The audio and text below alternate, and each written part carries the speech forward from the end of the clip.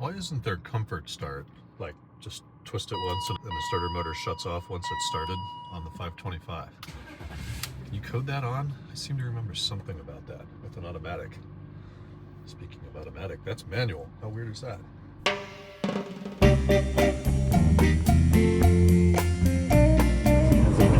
think it's the comfort level. Thank you. I knew it was, yeah, I knew it. Thank you. Someone's down doing those. You got me there too.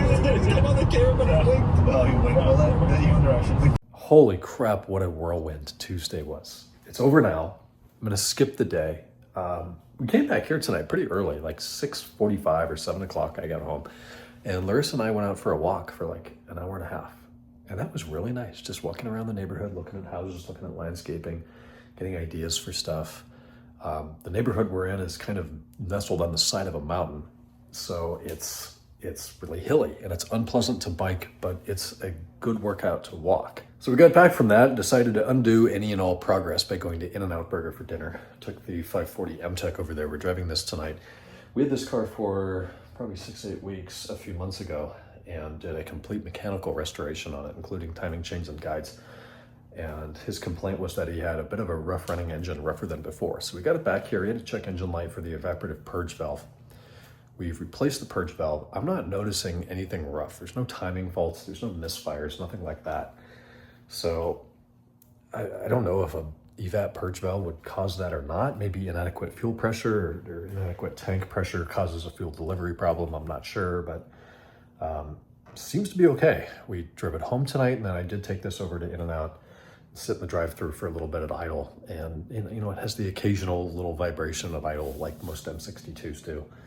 But I don't feel anything out of the ordinary. It is awfully kind of chuggy sounding, which is odd. We rebuilt the Vanos, you know, every normal timing chain and guide service, and our M62 service is really comprehensive. It's timed properly, all of that. So I don't know. I think I'm gonna have to get back to him and kind of just say, this feels normal. It sounds okay. You know, maybe the Vanos is worn and would benefit from replacement, but it was just resealed, so I don't think there's any issues there. But Ferrari's back a little bit tonight. My dad went up on that side of the garage, up above the cars.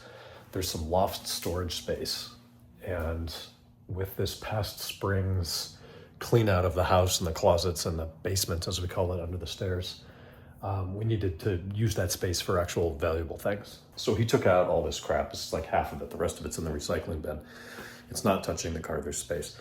But there's all these boxes and a lot of it's stuff that I brought from Ohio. And I'm seeing like shipping labels from ECS Tuning to my address in Hudson from years ago, and just boxes for stuff I don't even have anymore. So we're going to clear all that out. This is unfortunately going to have to wait another 6 days to go off in the next recycling load.